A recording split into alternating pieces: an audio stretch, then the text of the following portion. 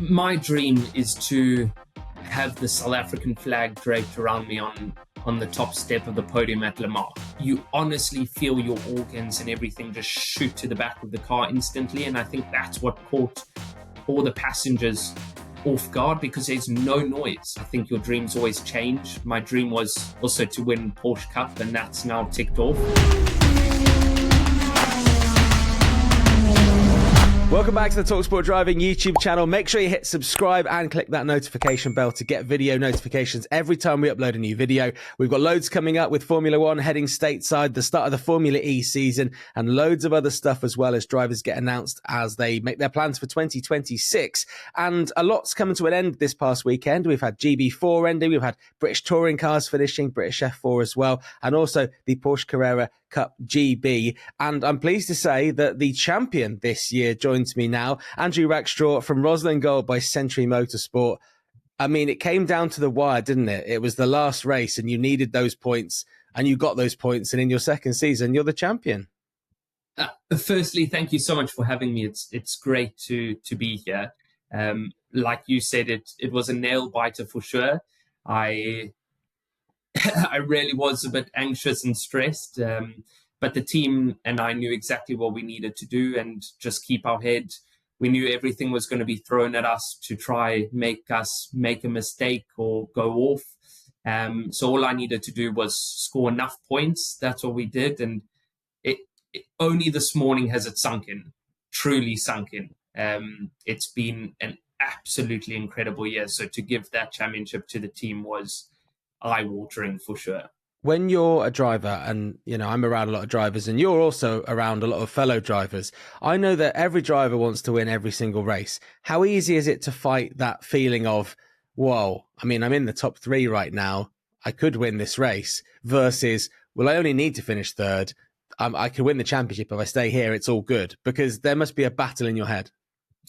It's funny you say that. It's so much harder than people think. In the first and second race, Will was slowing the pack down a lot, trying to force me into an overtake, which I didn't make. And it's one of the hardest things as a driver to not try and win everything. And I think that does lead to tears more often than not in these final rounds. So to drive slower than you actually can is super hard. And to not make mistakes when you're driving so slow is also really hard, which sounds funny when I say that, but when you're not driving as fast as possible, you're not as switched on as you normally are. So to lock up, to make mistakes, to go off is quite a lot easier. But yeah, to just come home in third in pro and fourth in pro was quite hard, but I'm not going to remember the last round. I'll remember the whole season as a whole, and to become champion, that I'll take till my dying breath. It's been a really consistent season for you, hasn't it? Have you scored points in every round? It has. That was our plan. Our main goal this season was consistency always prevails, and we've seen it time and time again in this championship. It's so easy to have a DNF and lose the championship that way. We finished every single round, so our drop score, we had to drop points, actually, which I think is an incredible feat. And to not get any penalty points next to the license or onto the championship is also an amazing feat when it's so close and the racing's so hard. So it's been a consistent season, and I think using our brains really won us this championship this year.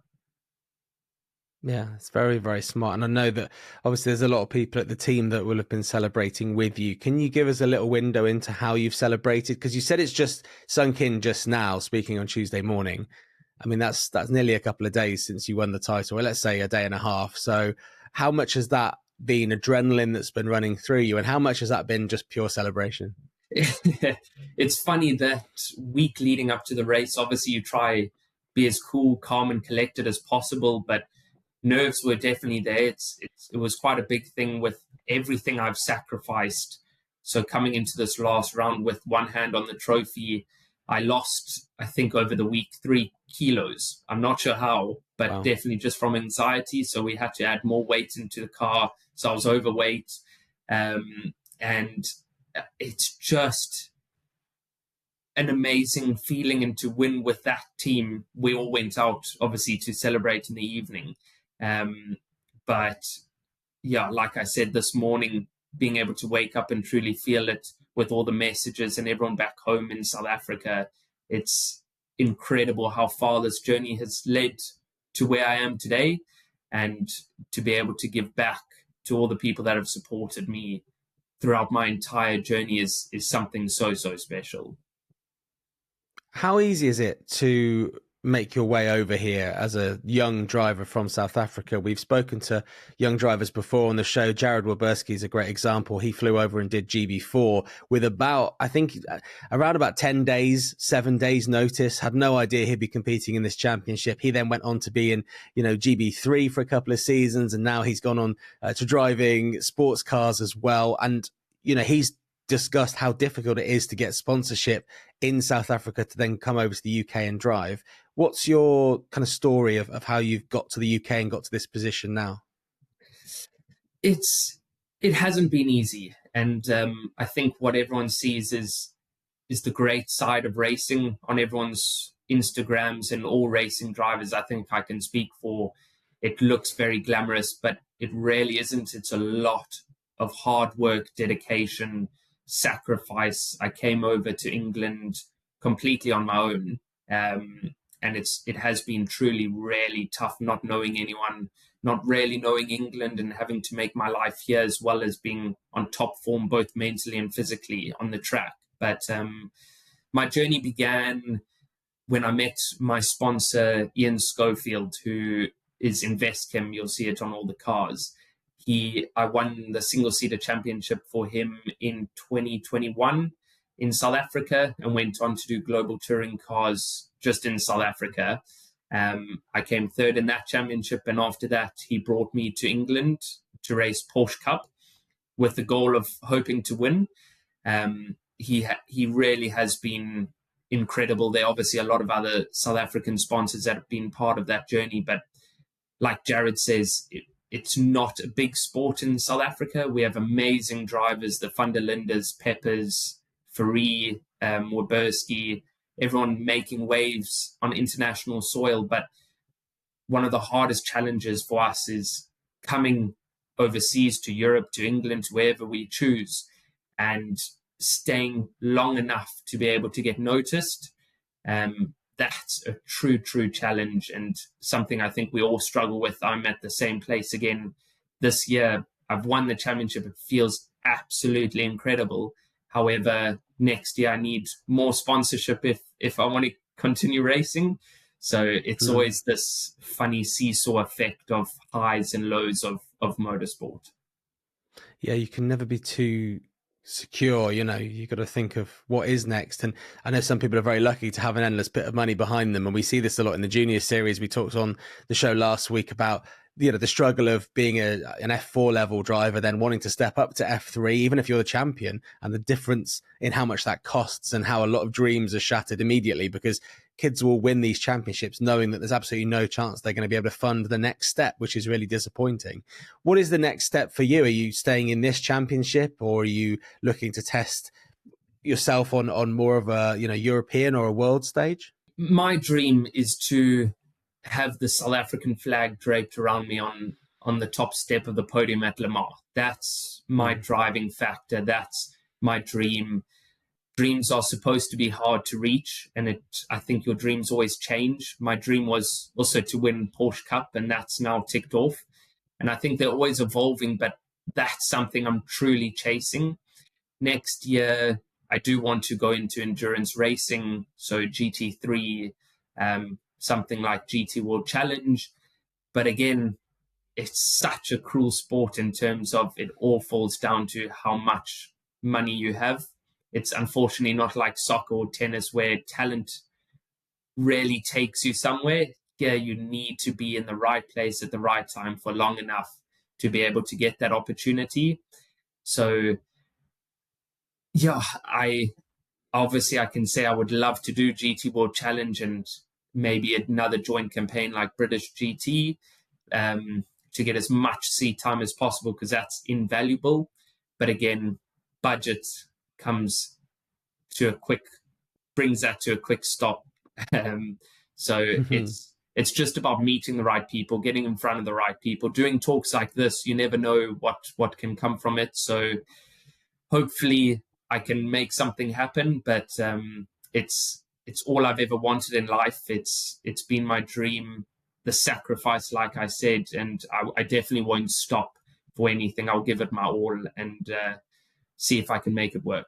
Being the champion does help you a lot in this, because introducing yourself as the champion is a real good icebreaker, because as you say, the first question always seems to be who's paying for it, whether that is a young driver or an established driver trying to get a drive for next year, me trying to get talkSPORT to send me to a racetrack. The first question is always who is paying for this. So being the champion opens those doors, and I presume you'll be doing maybe some testing soon, but you're going to want to go home and celebrate and show off your trophy back home in South Africa at some point soon, right? Yes, that is the plan. There's lots that needs to be done before I go home. I'm just dying to give my family a hug, because I know how hard it's been for them, this journey, and how much they've also had to sacrifice. So to be able to go home, hug my family, my friends, I can think of nothing better. But unfortunately, there's still a job to do here, meeting people, and as well as celebrating with all the prize givings coming up. So I look forward to that. And one of the greatest things about this Porsche Championship is not only the money that you do get, which does help me a lot for next year, but it's also a 911 for a year, which I am just ecstatic about. I know I race cars and everyone says, oh, road cars must be so boring, but I'm almost more excited for that than I am about racing. No, I can imagine. But, yeah, it's nice to know that you'll be stepping out into that and feel like the champ, because sometimes I guess you can win stuff, but knowing of the pressures of sponsorship and knowing you've got to get straight back on it. I mean, we've just seen, GB3 hasn't even finished, and we've got young drivers that we work with on a weekly basis now going and doing F3 testing. So you can be really successful one weekend, and then you're completely humbled by stepping into another car that you don't know against drivers that have tested those cars before. So I think being able to enjoy those small things is a really big deal for you. A question on the cars, because I know a lot of people who are listening will think, okay, well, how different is the car you race to the car you would drive on the road? Can you give us an idea of just how different that is? Yeah, sure. So it's the Porsche Cup car, in my opinion, and I've raced lots from GT3 to single-seaters, prototypes, LMP3s, almost everything under the sun I've driven, I've been fortunate enough to drive. But the Cup car is the hardest thing I've had to drive. No ABS, no traction control, all the weight is on the rear. So trail braking is so important. Road cars, especially Porsches, if we're comparing like for like, Porsche does do an amazing job to give you that confidence in a road car and that feeling of you're driving it, but giving you the confidence to go into a corner as fast as possible on a lively weekend drive and to really bring out a lot of fun. The Cup car is not like that. It wants to kill you 24/7. But I think the main difference is the lack of ABS and traction control, as well as the slick tires obviously makes a huge difference. So when you go out for your first lap, let's say, and when it's wet on the road, you're fine. Maybe a bit edgy if you're carrying a lot of speed, but the Cup car, even when it's warm, you go out the pits, there's no tire warmers, and again, the car wants to kill you instantly. So it's quite a lively character. But that's what I just absolutely love about it. Yeah, you're taming the beast, and I'm sure that those tyres were extra cold this past weekend. I think the storm might have just missed you at Brands Hatch, but not great conditions to be driving in. I guess the car's also stripped out, so there's nothing in that car that needs to be there, because obviously compared to the luxury of driving around in a Porsche, when you're sort of going for your weekend drives, then obviously when you're racing, you don't need anything that's unnecessary. People always say actually that Porsches are great daily drivers, which to some people seems crazy, because obviously a Porsche is a very aspirational car for a lot of people, but actually compared to buying a Ferrari or a Lamborghini, I can understand that because it looks a lot more comfortable, but also doesn't lose any of that edge. I'm sure you're going to find this out very soon when you get your car for the year. I'm very biased. I'm probably a terrible person to speak to because I have been a Porsche fan my entire life. My dad used to wake me up at 4 a.m. when I was only about six years old to go on morning drives. But I've always just said Porsche just do everything properly, and their cars, it just feels special. It really does. And I think there's very few cars that Porsche haven't gotten right 100%. So, but yeah, the luxury from a road car when you get in it, and the Alcantara steering wheel and the bucket seats, it's all pristine. But then the race car, like you said, stripped out, it's not comfortable to drive. It's not, everything's stripped out. The cars are carbon fiber. So when you have a crash, oh my gosh, your heart just sinks because this beautiful car, that's what I really struggled with. These boys race so hard. And for me to come back after a race to see this beautiful Porsche just damaged, my heart just sinks all the time. I can imagine. Well, just look after the one that you get for the year. Make sure that one is polished nicely and kept in pristine condition. I also saw you actually doing something in a slightly different Porsche, in the electric Taycan. Taycan? It is Taycan. Taycan, there we go. Around the London E-Prix circuit this year. Now, you weren't racing the Formula E race, but you were doing the sort of hot laps for, I guess, sponsors or guests and whatever.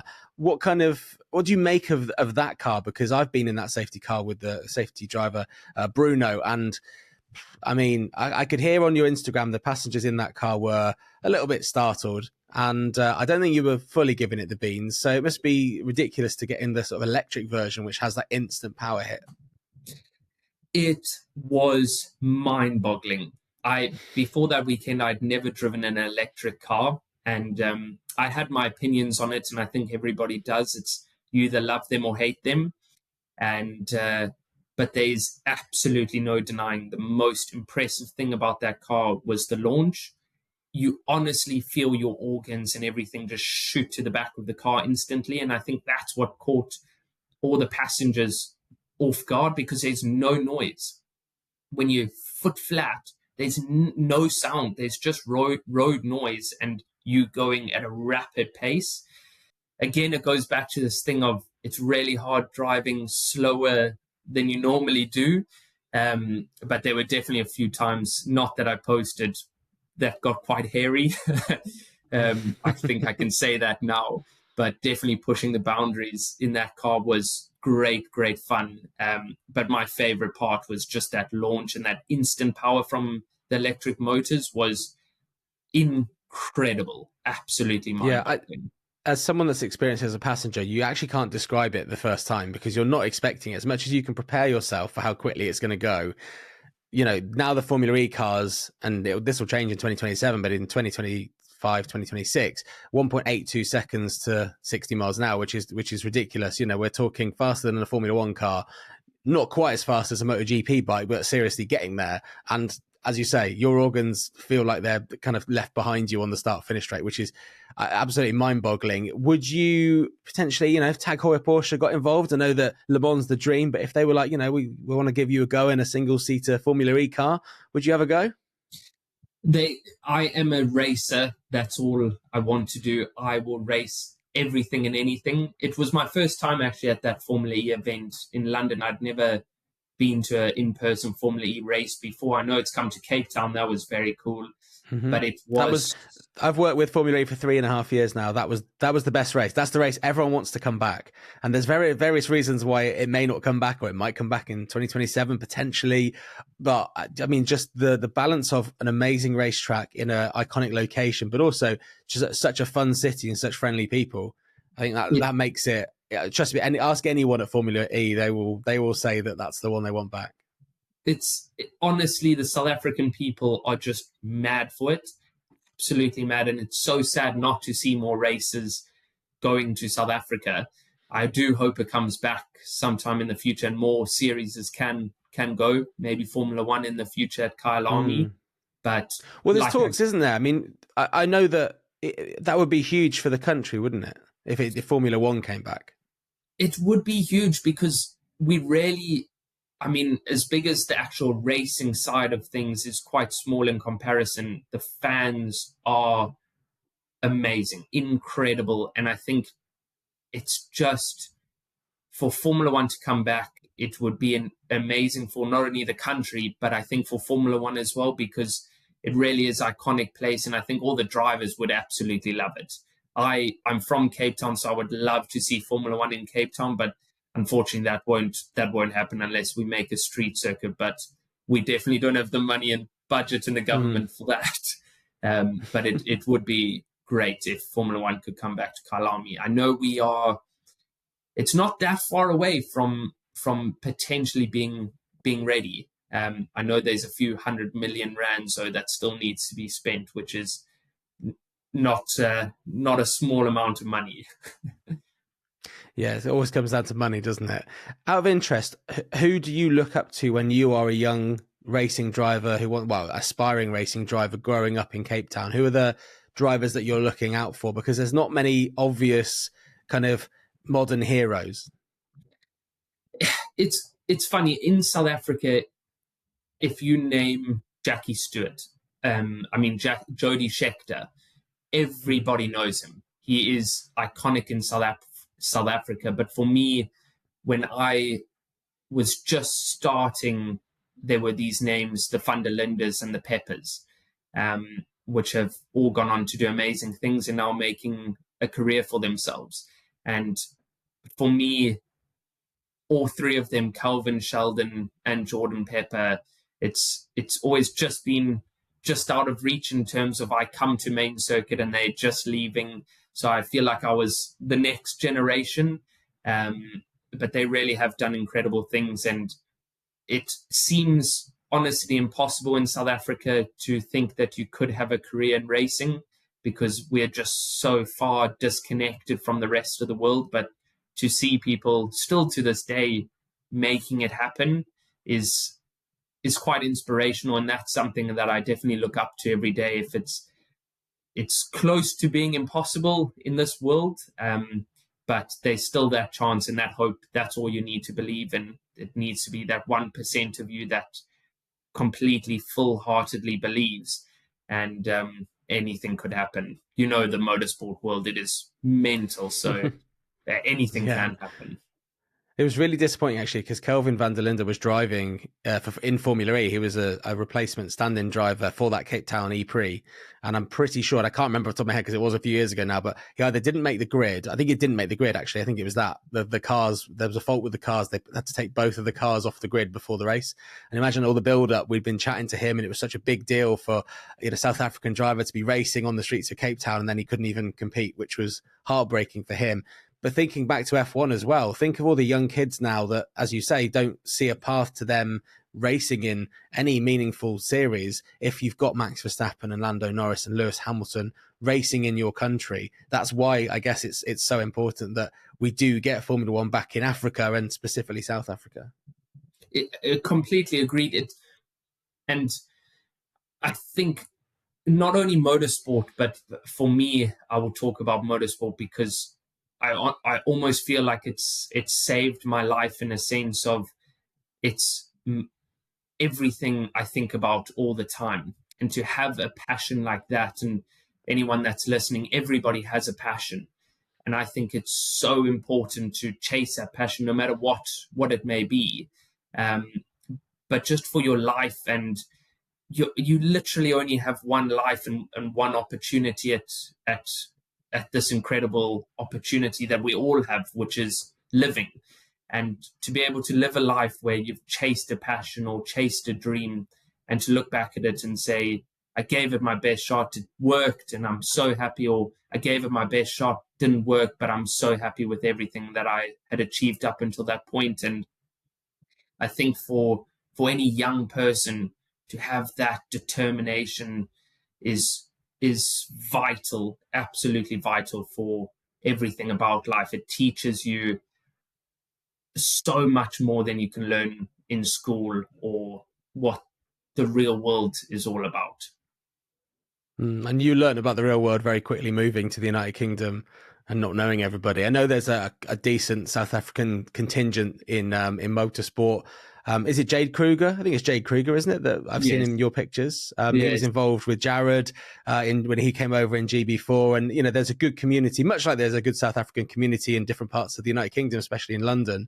You kind of stick together. And, you know, when England or I'll say Wales, but I don't think it's going to happen for a long time. But when England or Wales play you at rugby, it's always a big celebration, and especially if Wales win. But I don't think Wales win much at the moment, I have to say. You're not also, you know, you say it's a passion. You could go home and chill now and spend time with your family, but you're staying around in the UK for a while because you're going to do a bit more single-seater racing later this year. I will do. It's my other passion is Formula Ford racing, and if whoever's listening doesn't know what that is, it was massive back in the day, and all the Formula One drivers came from there. And for me, it was the platform where I learned car control. I learned mechanical sympathy. They don't even have rev limiters. So if you miss a gear, it's an H-pad and gearbox. If you miss a gear, your engine's just exploding, which is so cool. It's back to the old school racing. And it's just so much fun. It's probably not what it used to be. But for the racing side of it, I am in love with that level of racing, of how basic it is, but how competitive it will be. And the Walter Hayes, which is at Silverstone, it normally has about 150 people entered. So it won't be easy to win. I know I'm going in as the Porsche champion, but to win that is also super hard. I haven't done it yet. I've come third and second, so now hopefully I can come first. Hey, look, that's another thing for you to tick off in what's been an epic year for you. And we wish you all the best. Obviously, want you to go home and have some downtime and see your family. And we look forward to seeing announcements for 2026, what you'll be doing. Where can people find out more about you or get in contact with you? You know, you mentioned there, you never know who's listening. Where can people do that? Of course. So I think the main one is Instagram, which is Andrew_Rackstraw 440. That's where I'm the most active. I would like to be active on more socials, but for me at the moment, that's my main platform, and that's where my journey. You can see where I started, where I was 10 years ago to where I am today, and to share all those memories with everyone is really important for me, because I do believe it's a team sport. But not only that, with everyone who supports you and has been watching you, there's really an emotional connection. So I think that also helps me a lot when it comes to these last weeks of the championship, and it's that motivation of all the people watching. Yeah, well, look, go there, and you can also check out that video of the hot lap around the London E pre-track and hear people screaming, which must be quite fun. Look, we wish you all the best for the rest of this year. Walter Hayes, testing, going home, and we look forward to seeing what you can achieve next year. And, you know, let's catch up a bit more often on this show. Agreed. And thank you so much for having me on talkSPORT. I hope to come back more often, and it's been an absolute pleasure. Excellent stuff. Well, Andrew Rackstraw from Rosslyn Gold by Century Motorsport, the Porsche Carrera Cup GB champion 2025. Where are you going to put the trophy? Sorry, I've completely forgotten to ask you the obvious question. I don't know. And truly, I've been thinking about this a lot. I think once I get it, I have no idea. I think I'm going to get those floating shelves that you can put on the wall. I don't know if I can do that in my flat, but I'll make an exception and put that there. What a centerpiece, that trophy. Just have that. Just have a room, just that trophy. That's all you need. Exactly. That's all I'm going to do. It goes with everything. Gold. I assume it's gold. Andrew, thank you very much for chatting to me. We'll chat again soon. You've been watching this on the talkSPORT Driving YouTube channel. And don't forget, you can also listen to this and many other interviews on our weekly motorsport show, On Track, 2 p.m. every Tuesday afternoon on talkSPORT 2.